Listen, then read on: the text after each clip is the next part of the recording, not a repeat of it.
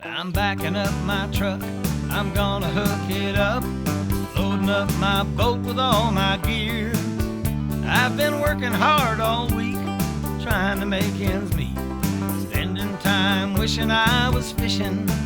Well, Terry Wickstrom wants to take you fishing. Gather up your gear and come along. Well, Terry Wickstrom wants to take you fishing. This is Terry Wickstrom. Join Karen Cullum, Greg Claggio, and me as we take you to some of our favorite fishing spots from Colorado to Minnesota, the Arctic Circle to Central America and beyond.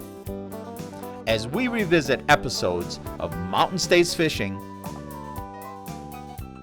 and Angling Adventures Television on the best of fishing with Terry Wickstrom.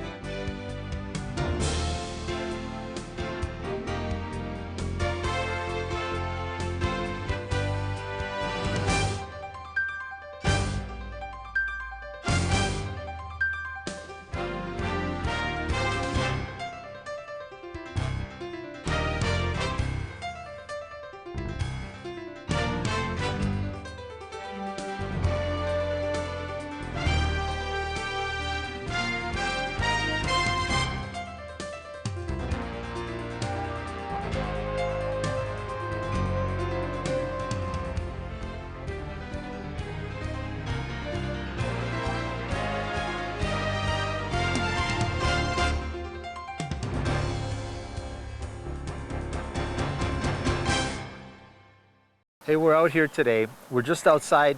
We're actually not just outside. We're a ways north of Walden, Colorado right now. We drove up into Wyoming, but we started in Walden, Colorado this morning. This is Scott from North Park Anglers. Scott, it's going to be great to fish with you again. Glad to have you back up here, Terry. Why don't you introduce your crew here with us? All right, we'll start here. Matt Anderson, he's one of our guides, works at the ranch and in the shop.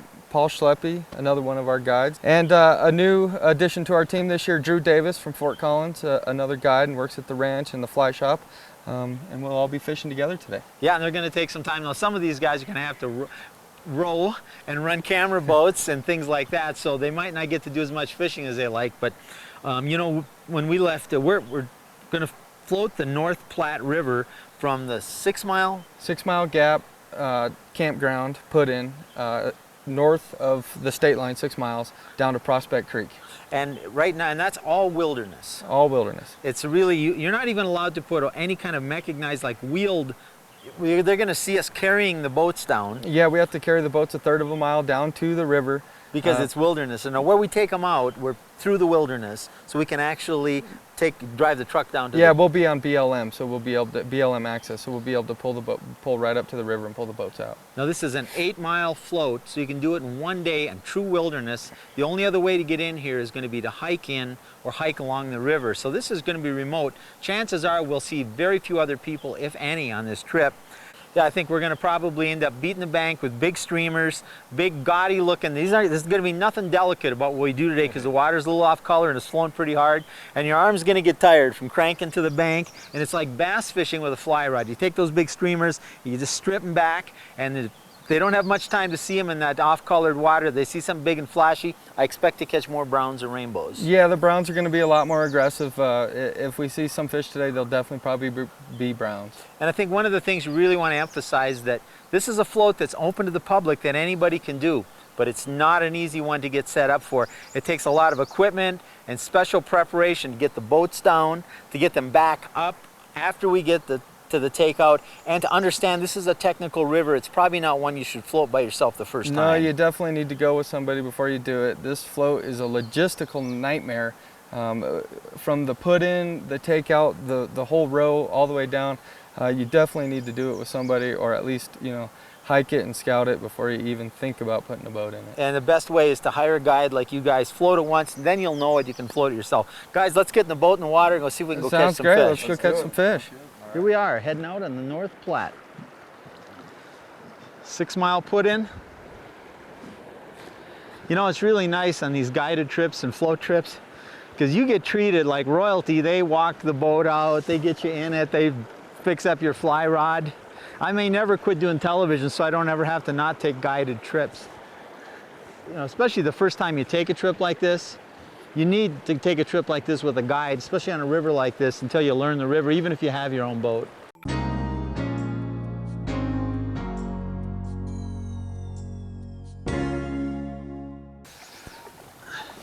How long of the year do you float this river, Scott? You know, every year is different, but anytime really from May 15th to July 15th, we should have some good water to float. Now this is about as high a water as you probably want to do it in. This is, you know, last year was completely different and the river was peaking about 5,800 CFS at this time. We had a lot of hot water, a lot of rain, a real late snow on June 6th, and it brought the river up huge. This year was a lot different. We were having freezing nights and cool days, and the river stayed down about 800 CFS, which was really a blessing because the stoneflies came off this year, and really we don't see that because we usually have high water. Fish on? Fish on. Here we go. All right. On. Good work, Terry. I don't think it's real big, but it's a good way to start All the day. right. Get the skunk out of the boat early. I saw a little bit of flash. I think it's small brown. That'll work. Not much. I can just lift this one in. We don't have to net it. Okay. It's not big, folks, but we got one right away. Way to start the day. Actually is a little brown. It is a little brown. Little brown. Not very big, but we haven't only been fishing for about 5-10 minutes. Whoop.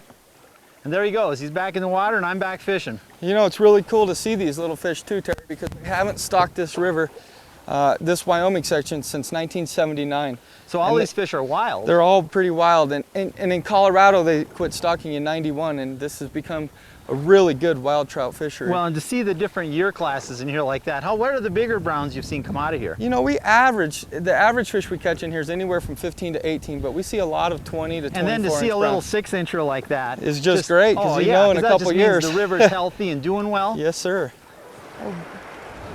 Fish on. I don't think it's a Terry? big one. Double trouble! I haven't seen it yet, so I don't know. Don't want to put too much pressure on. Oh, get this rock. Watch Which that side rock. of the rock's he going on? Here we go. See if we can get him through these rocks. Come on. Oh, he's swimming. Oh, nice there's a fish. nice one. Nice one. I got to give him some line. Come on, fish, swim with the current. Atta boy. Got him through there. Oh, man, I'll tell you what. Got him right between those rocks. I'm going to have you net this one. Okay. We got some rocks coming up, so let's try to get him. Let's try to put some wood to him and get him close. All right, He's running though. Nice fish, nice fish. Come through those double rocks. I thought I was going to lose him, got him to swim around. Oh. Keeping him tight till you find a place where you can hold up that we can net him. Yeah. Another thing about drift boat fishing, you can't just stop anywhere on a dime. He's in the current right now. I don't want to pull a hook. Got a good stout leader, but I don't want to pull the hook out of his mouth. Right below this rock down here, we're going to pull over. Where are we going? Right below this rock. We get below this rock, so hopefully the camera boat will be able to stop too, and you'll be able to see this. We're going to pull in this slack water over here, so I'm just going to kind of guide this fish until we get there. It's not a huge fish, just a nice fish. Nice brown. Are you ready? Oh, I'm ready. oh, he's running a little on me. How much pressure can I put on him? Are you ready? I'm ready. Okay, Yes. I'm bringing his head up. You ready? Yeah! Way to go. Good job, my man, with the net. All right. Beautiful North Platte River brown fishing with North Park anglers. What a way to go. Streamer fishing in high water and tough fishing. Let's get this one back in the water. All right. Good work. Yeah, great fish. Do you need to anchor and land it? Yeah, I'm going to come right behind here, Matt. Matt's got a nice brown on. Looked like a brown. Was it brown? Yep. Oh, nice brown. Boy, we're getting some nice fish. I'll tell you what, it is just awesome. Oh, wow. Way to go, Matt. Stoneflies. Oh, beautiful. I tell you what, folks, we're getting some. We're still in the first hour and a half of a full day of drifting. What have we drifted, Scott? Maybe 2 miles? 2 miles at the most. 2 miles out of an 8-mile drift. And we are just, it's a day when most people would say, don't go, the river's blowing out. We're 1,200 CFS. and we're just catching browns like they're going crazy. All right, Scott. Yep. We did, Scott got tired of rowing and us catching all the fish, so we, Did I steal that net from you? he switched off. And what you got there, Scott? About a 16-inch brown. Oh, a nice fish. Brown. Had mostly browns. Is that typical on this river, or is that just because of the high water? I just think the browns are more aggressive for the streamers. Uh-oh. There's a lot of rainbows in here. I got a branch. Gosh, that, Trying to catch up to shore, so he shows a fish. You can, oh, they're beautiful looking fish, aren't they?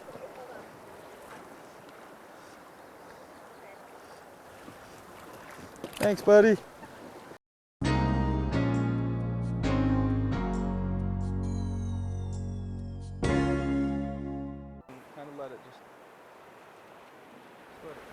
Oh, Matt came right in behind us and caught a fish where we were. Look at this. We moved downriver. Obviously Matt's a better fisherman than me, because that's right where you and I were casting. And he's got a really nice brown on, right where we were. I hate him. No, That's nice of him. No, Matt's a good fisherman. One of your guides. One of our guides. One yes, of the sir. guys. That's the kind of knowledgeable guy that's going to take you out on the river here. You know, Scott, you're actually part of a fairly big operation here. You know, you got Buffalo Creek Ranch and the shop, but for somebody who maybe doesn't want full service, you know, like the lodge, which is, you know, they're going to take meals catered, you got, you know, taken care of right there and everything. Somebody who wants to stay themselves, you have a little house in Walden called the Sportsman's Retreat that I'm staying in, and what an awesome little set of accommodations that is. Yeah, it's pretty awesome. 3-bedroom house. It's got 2 full bathrooms, a kitchen, full family room. The place sleeps 6. It costs $125 a night for 2 people, and $25 a night for each additional person, and it will take up to 6. And you've got cooking facilities, 2 bathrooms, satellite TV, and it's just wonderful. And that's where I'm staying now. And you get it's so well kept and clean, and it's just wonderful. And that's available all year round, and it's different times, hunting season. Rock on. Rock on. You know, Scott, in order to guide on this water, it is wilderness area, you have to have permits, is that right? Yes, we get our permits through the Forest Service, Medicine Bow Route National Forest. And you get so many use days, that's what it comes down to? Yeah, I mean, depending upon how many you've done before and how long you've been in business, they give you a certain amount of user days, and a user day counts for each person in the boat, and that's how many you can operate on each year. Okay. Now, of course, somebody coming to fish themselves, because it's public water, doesn't need to worry about that. No, there's no permit required for anybody even coming down to float this. Right. But it is Wyoming, so you would need a Wyoming fishing license, which you sell in your shop, by the way. Yes, we do in North Park Anglers in Walden, and it is different because it's wilderness, so there are wilderness rules, and at the put-in there's a big sign, and it's got everything listed upon fishing regulations and camping regulations. And this is about an 8-mile drift through the wilderness, and so we put in just before the wilderness and we take out just after it. We actually put in the wilderness, and that's why we got to carry the boats 1/3 of a mile down to the river. Oh, we are in the wilderness, so you can't wheel them down then? No, and the takeout is actually a BLM access right below the wilderness. Pretty rough 4-wheel drive, as we'll see later, which makes it really tough for people to do this float. At the same time is what makes this float so special. Well, it's difficult logistics getting the boats in and out, and you guys have got it down to a system, and as you'll see when we take the boats out, it takes some specialized equipment.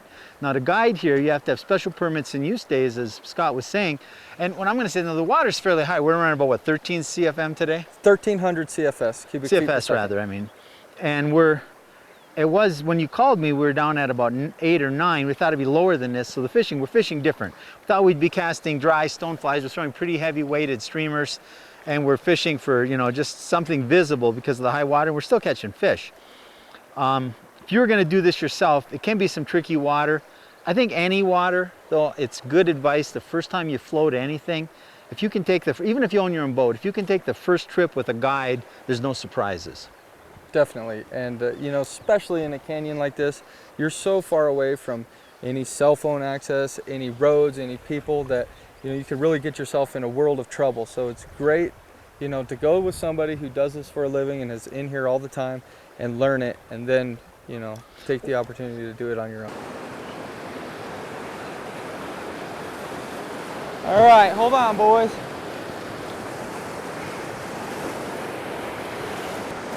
Start throwing again, Terry, to your right.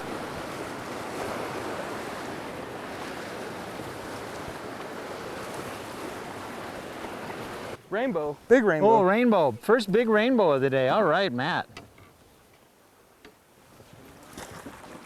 All right, oh, beautiful. Beautiful. We got to get a close-up of this fish. Gorgeous. Try and get the hook out real quick. Our first big rainbow of the day. Beautiful fish. Beautiful fish. Right up on that cut bank. Whoa. And there he goes. Back in Way the to water. go, Matt. All right. All right. Nice to finally see a good rainbow. Big rainbow. We've been catching mostly browns, a couple small rainbows. First really nice rainbow of the trip. That was a nice fish too. Yeah, so healthy. Beautiful fish. That's Awesome. great. Nice, nice, nice. Ate that big front fly. Yeah. Oh, nice, nice fish. He's out in the middle of the current. See if I can work him. The net's close. Got him. Good job with that long line we had on there. Oh, Look at that fish, Terry. good job with the net. Oh, what a beautiful brown. Beautiful brown. Let me get my hands wet here.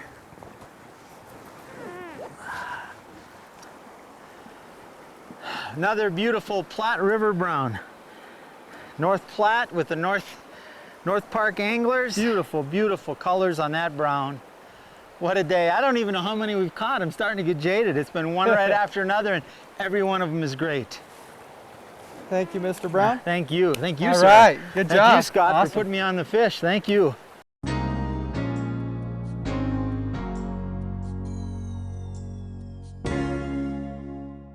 Oh, There he nice. is. Oh. Yeah, I got him. Catch up to My him, line Terry. is Come on, tangled catch into up my to him. rod. Still got him. No, I lost him. Oh. See if you still have your flies. He That was a nice He came fish. and exploded on it. It came up, I got some slack line, it wrapped around into my rod, and I couldn't keep tension on him, and he spit. Big fish, though. Oh, big fish, just Right on the bank.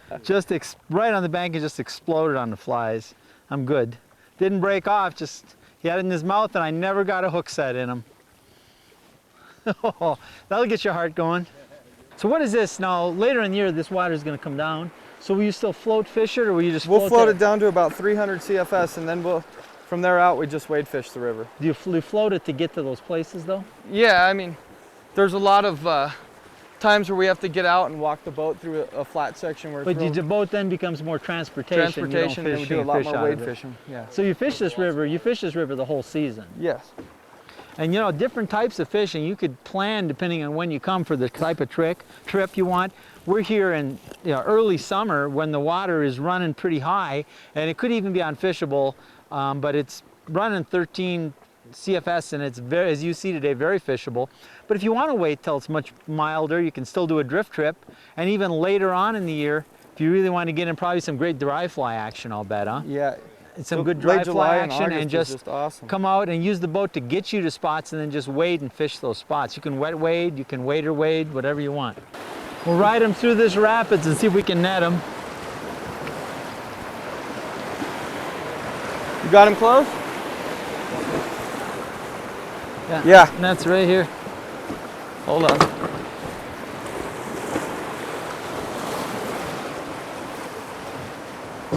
Hold on, All Terry. right, Matt. Netted it just in time. We're about to run through these rapids. Oh, hold on. Woo! Got the fish in the net just got in it? time. Hey, what a trip. I wouldn't go out this time of the year, folks, because you won't catch any fish. It's too muddy and it's too roily. I mean, would you go out this time of the year? No, never. I tell you, thank you so much, Scott. Thank you for coming up. This was just awesome. I tell you what, folks, you got to see that. Don't get discouraged because somebody said the river is high. Call these guys up at North Park Anglers. In fact, we're going to give you their contact information right here on the screen. We'll put their website and their phone number. We'll have it again in the credits. In fact, what is it? Tell it to them right now. You can reach us at northparkanglers.com, or you could reach the shop at 970-723-4215. We're located in Walden, Colorado, right on Main Street. You can't miss us. We're right next door to the Napa Auto Parts, right in the heart of town. And I tell you what, when Scott called me and said, let's float this river, we were getting 800 CFS about. It was 800 CFS. And there was a huge stonefly hatch going on, and we thought, man, this is going to be fantastic. Well, from the day we got up here till the day we floated, it got 90 to 100 degrees down in Denver. We're in the middle of June. We're in the peak of the runoff, and we thought this river, although you didn't get the runoff here that you've gotten other years this year at times. No, it's been very mild, but we still have a lot of snow, and it's coming down slow. But the river definitely raised about 500 CFS within the last week, and it was 1,300 CFS when we launched today, and the people in town said, don't go, don't bother going, it doesn't make any sense. We saw that was wrong, and that's when I was being sarcastic. We just had a tremendous time. I don't even know how many fish we caught, probably 30 or more, I would think, total. I mean, you're not going to obviously see all those on film, and nice, big, healthy browns and a few rainbows. Guys, I want to thank all you guys. Thanks for fishing with us and rowing the camera boat and working with us, guys. And I'll tell you what, Scott, thank you. I'm sure we're going to be doing some more with you. Remember, you want to have a float like this through wilderness area. It's all public land. You can come up here and fish this yourself, or you can call these. If they want to fish it themselves, you'll steer them in the right direction. For sure. Come on up. They'll tell you what flies are going on. You can wade fish this, but it's a great float trip. I would really suggest the first time you fish this, call these guys. Get up and talk to them, book a trip. Then if you want to go by yourself, you'd be fine, and join us next week. Whether I'm fishing a river in Colorado or the flats off the Florida Keys, one of my most important accessories are my HaberVision polarized sunglasses. Not only do they allow me to see into the water, see the fish, but they protect my eyes from the intense UV. HaberVision makes great high-end polarized sunglasses for men and women, and you can avoid the typical retail markup for high-end glasses by logging on to habervision.com and using the member code FISHTech.